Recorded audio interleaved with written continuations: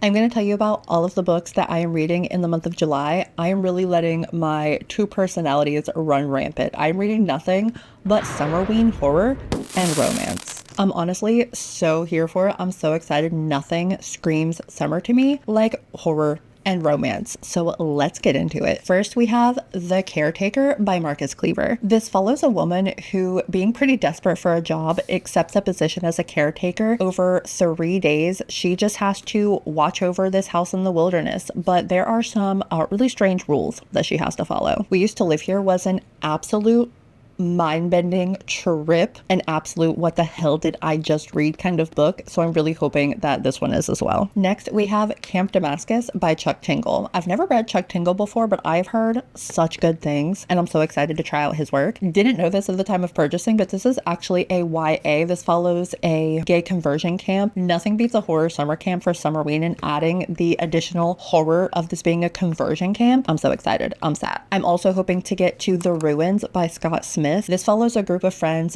going on a Mexican jungle adventure, and when one of their friends ends up missing, they have to go further into the jungle to try to find him, and they end up stumbling upon these ancient ruins where some evil lurks and some terrible things start happening to our friend group, and I am so here for it. Another author I've never read from, but I have heard so many good things about this book. Cannot wait to give it a try. And then we have some cutie little summer romances. First, we have The Night We Met by Abby Jimenez. This screams 4th of July, so I knew I had to put it on the July TBR. Abby Jimenez also never misses. So our girl Larissa is apparently dating this guy, and she ends up going home with him after a concert and meets his best friend Chris, who apparently is perfect for her, but she's dating his best friend. It sounds like it's going to be like a friends to lovers situation, but it's like a forbidden romance because she's obviously dating his best friend. I love Abby Jimenez's characters, her relationships, her humor. So excited. Another romance that absolutely screams summer to me is Happy Place by Emily Henry. This follows this couple that everyone views as like the perfect